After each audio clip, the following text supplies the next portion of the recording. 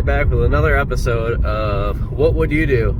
This is Car Dealer versus the World Part 2 in the last month, where I basically lay out what's happened and you tell me what you think you would do. Keep your name straight.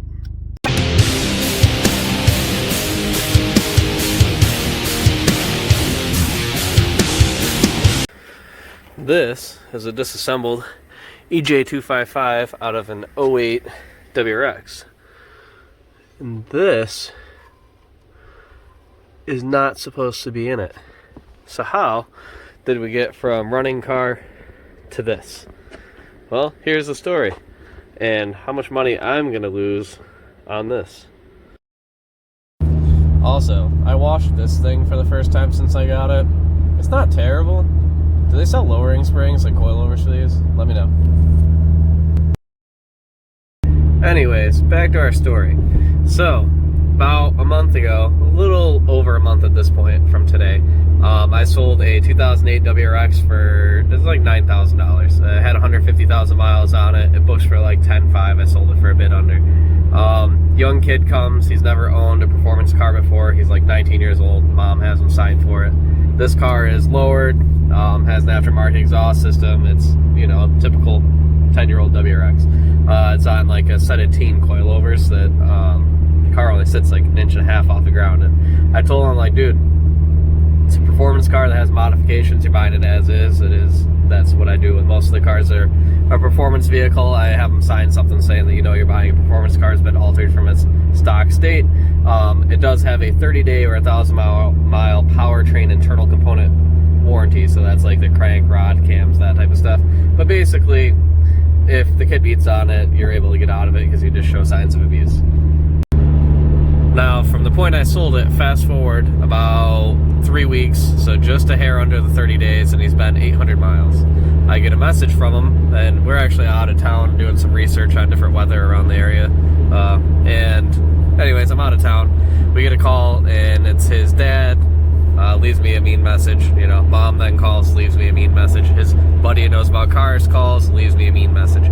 All threatening how I sold him this piece of crap. It's broken, they don't know what's wrong, and they want their money back. I'm out of town. I tell them, hey, I'll be back in about 5 days. Get the car dropped off. I'll look at it. As soon as I get back, I'll let you know what's going on. Well, I get back, car's not there. They wait another like week. Now they're like over the 30 days. Still, a car hasn't been 1,000 miles, but I get there and you go to start it and the thing just like, it kind of starts and you hear it just squealing from the bottom end. It has oil in it though, which is surprising. Normally when this happens, there's no oil in it. The kid is just like running it ragged, there's no oil. So I'm like, that's interesting. I messaged him, I said, hey man, this thing, it's got bad rod bearings or bent rods. So there's something definitely bad in the bottom end of this motor, but it has oil in it. It seems weird. Normally they don't have oil. He says, well, what's funny about that is I just got an oil change only about maybe 100 miles ago, and they just put fresh oil in it. Well, how could it possibly have bad rod bearings if I just did the oil in it? I say, well, that is kind of strange, and why do you need to get an oil change right after I sold you? It already had an oil change only 500 miles ago. He goes, well, I didn't know what oil you used. Whatever, sure, you got an oil change. Well, I tell our tech, I'm like, all right, yank the motor out and we'll see what's going on with the thing. We'll actually get some better eyes on it. The technician gets the motor out and we're kind of looking it over and we notice that the oil pan has a huge ding in it. Like, it looks like somebody took a sledgehammer to it. We're like, well, maybe somebody jacked the motor up by the oil pan and caused an issue.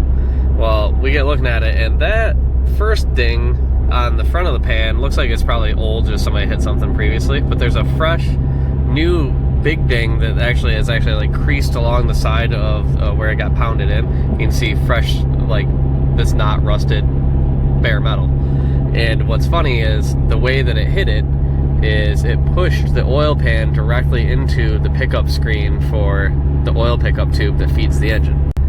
Now, basically, to give an idea of how bad this is, we took a small, like basically a nut that's not even an 1/8 inch thick and stuck it on the oil screen pickup tube and tried to put the oil pan back on. The oil pan won't even bolt, it's so dented. So there's less than an 1/8 inch of room for oil to be picked up. And on top of that, it's pushed the pan up so high that it's left like a valley where the oil pools around it. So if it does start to go low on oil at all, it's not even gonna be able to get picked up by the pickup tube because it's dented in so bad. We open the motor up and it's just completely full of copper, which is a bad thing if you know anything about motors. Very bad. Thing doesn't even want it, you can barely turn it by hand. The whole motor's full of glitter. Bad news. So at this point, what do you do? Do you think that the oil change place jacked up the car on a floor jack or something and did this? Do I blame them? Well, the problem is that this kid, if I blame them, they're gonna blame the kid. The kid's gonna blame me, no matter what, because this whole thing transpired within the first 1,000 miles. If we go to court, I'm likely gonna lose because he'll argue that the car had aftermarket coilovers and that it's my fault that the car was so low because he's just an ignorant kid. So we have a car that blew up that has nothing to do with my fault. He either hit something or the place he took an oil change, who knows? He didn't even give me a name of a place. It might have been him and his buddies did an oil change in a friggin' driveway somewhere, and the only point they could find to lift it by was the oil pan. And then the car oil starved 100 miles later, and now he drops it off to me and has every family member he's ever met calling to tell me how, you know, the usual of how they're gonna write bad reviews, it's gonna be all over Facebook, they need their money back, I ripped them off. I've had people threaten that they're gonna come beat me up, all sorts of everything you can imagine. These people, they stick the dogs on me. So what are my options? I fight it, go to court, get bad reviews, I lose anyway. Or this kid is lucky and I'm gonna have to put a motor in it. Well, a used motor with about 140,000 on it is about $4,500. It's going to be cheaper for me at this point to have a buddy of ours that does these day in, day out, put the other in the bottom end, go through the top end, see if there's any saving, what's in there, clean it all out of metal, put it back together, throw some fresh head gaskets, tie and belt, get the thing out of here. I'll probably be in $3,500 and $4,000. It's still cheaper than $55,000, and at least it's not a used motor I know nothing about. Unfortunately, this is kind of the reality of where you get to be where you're at. So most dealers in my position would probably tell them to kick rocks and just drag it out, go to court, and if they make you pay it, I mean, there's a small chance that we can try to fight it and say that I have proof. But it being an aftermarket suspension on the car, that the car is lowered when he bought it, I bet you that he'll be able to argue because he's just an 18-year-old kid. He doesn't know what he's talking about, and the court's going to side with him. I am going to suck it up and take the loss, which I probably shouldn't do as a businessman, but I kind of have to keep a good name, because it's not worth them going on a witch hunt and just tearing me apart online when we have a really good name for ourselves. We will move 20 cars this month that are all fine, and then have this one come back. It is what it is. It's another write-off. And it's just kind of, you get kicked in the nuts as you go, and you got to move through it.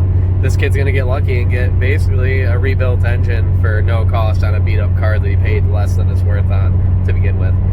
Most likely because he fucked up. Is what it is.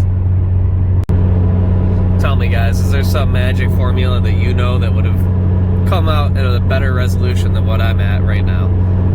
Is there some magical way to win in court and you know for a fact you would win this case? Or would you do what I'm doing, and if you technically have the funds available to get out of the situation and come out ahead looking like a good guy, look like the good guy even though you shouldn't?